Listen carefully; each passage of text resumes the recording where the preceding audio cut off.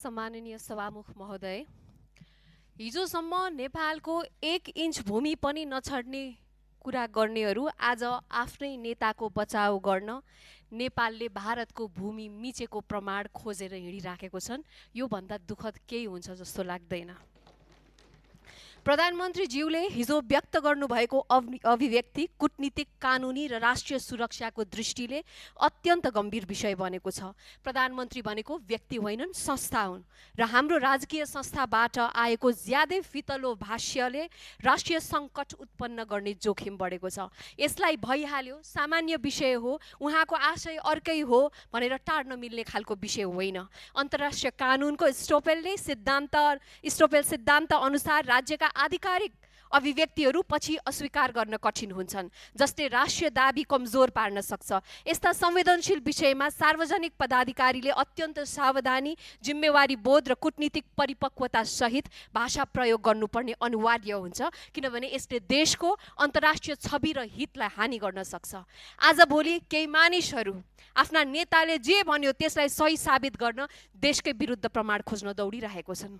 देशको सीमा, सार्वभौमिकता र राष्ट्रिय स्वाभिमान बहसका विषय हुन सक्छन्, तर नेताको एउटा अभिव्यक्तिलाई बचाउन, आफ्नो राष्ट्रकै दाबी कमजोर बनाउने काम कदापि राष्ट्रवाद होइन र यो सदनको सम्मानित माननीय ज्यूहरूले त्यस किसिमका गतिविधि नगर्न आग्रह गर्न चाहन्छु।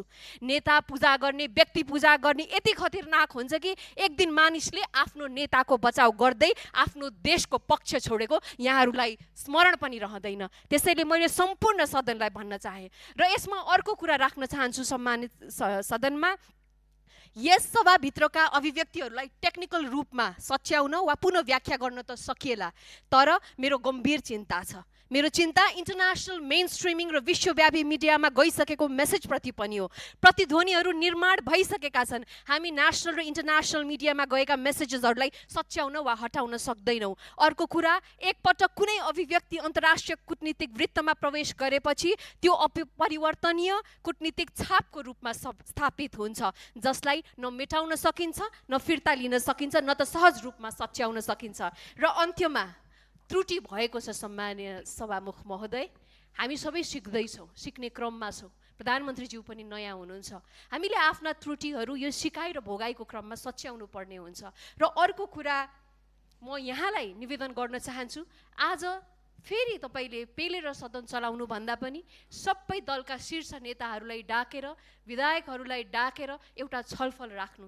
हामी यो मुद्दालाई राष्ट्रको गरिमासँग जोडेर हेरौँ र प्रधानमन्त्रीज्यूलाई पनि यो आफ्नो अभिव्यक्ति सच्याउनको लागि र उहाँले यसमा स्पष्टीकरण दिनको लागि हामी अनुरोध गर्न चाहन्छौँ। धन्यवाद।